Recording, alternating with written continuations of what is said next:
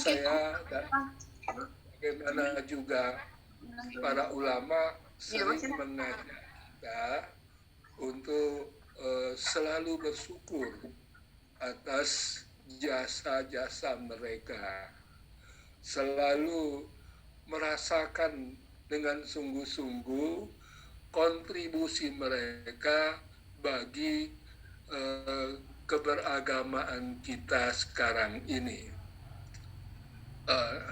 Sebagai contoh, kita bisa membicarakan apa yang akan kita diskusikan bersama, dimensi ihsan dalam agama kita, agama Islam, karena ada hadis yang kita terima melalui periwayatan Imam Muslim.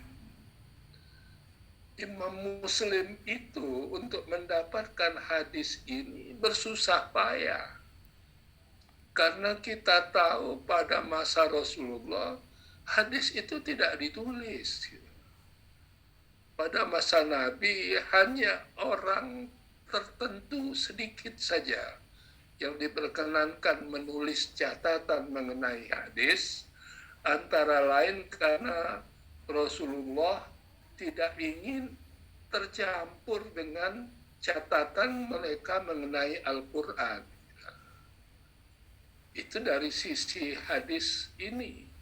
Pada sisi lain, kalau kita lihat Al-Quran, bagaimana dia berada masih dalam bentuk lembaran-lembaran pada masa Rasulullah.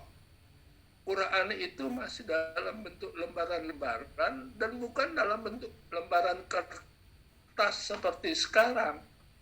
Apa saja yang bisa digunakan untuk mencatat lafal Al-Quran yang diterima dari Rasulullah SAW, itu yang kemudian dijadikan pegangan tertulis pada masa berikutnya. Nah, kita mungkin jarang tahu bahwa Al-Quran yang lembaran-lembarannya ditulis dalam bermacam-macam apa yang bisa ditulis pada masa itu belum punya baris dan belum punya titik gitu, Al-Qurannya. Nah, mulai kemudian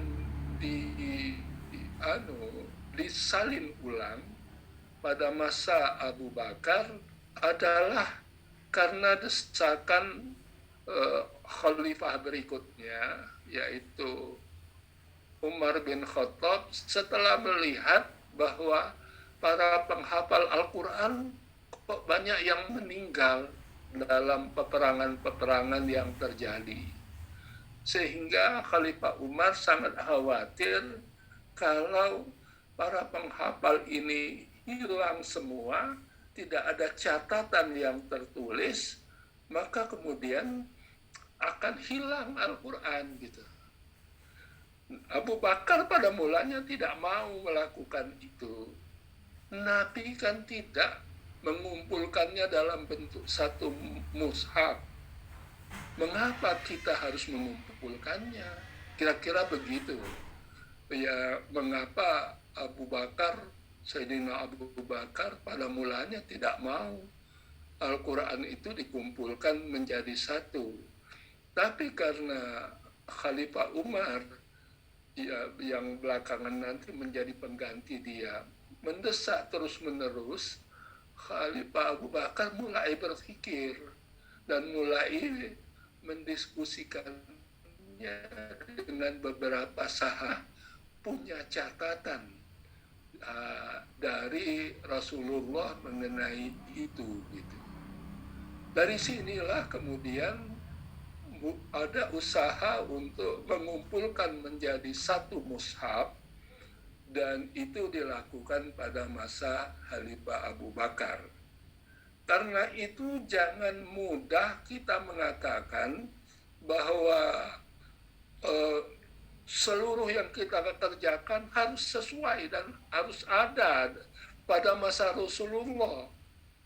Kalau mengikut pada masa Rasulullah, ya Al-Quran itu belum dikumpulkan menjadi satu.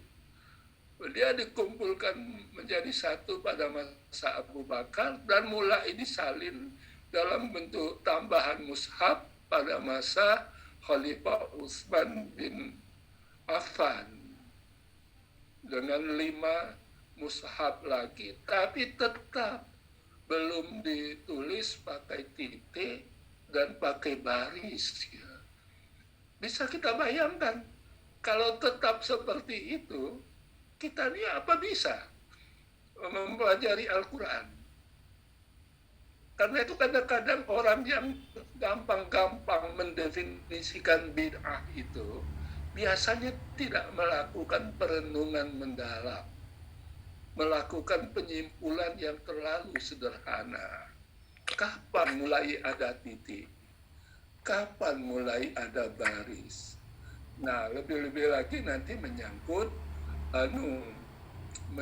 hadis seperti yang jadi dasar bagi kita sekalian ketika akan melihat Islam itu secara lebih lengkap. Hadis yang menjadi dasar pembicaraan dalam soal ini adalah riwayat Imam Muslim.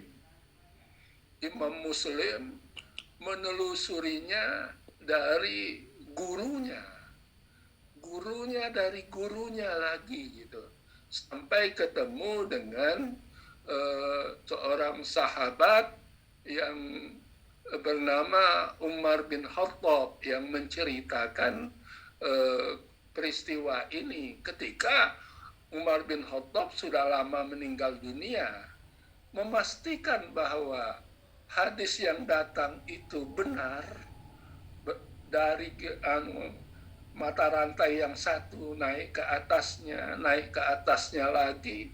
Itu pekerjaan ulama yang sangat penting yang mengakibatkan kita kemudian memperoleh jaminan bahwa hadis-hadis yang ada pada masa setelah itu dari periwayatan mereka terjamin kebenarannya. Itulah sebabnya selalu perlu untuk bersyukur dan mengucapkan terima kasih yang dalam dari lubuk hati kita bahwa para ulama dari generasi-generasi awal sudah sangat berjasa bagi kita sekalian sehingga kita bisa memperoleh Islam dan yang kemudian dikaji lebih jauh, dirumuskan pendekatan ilmiahnya.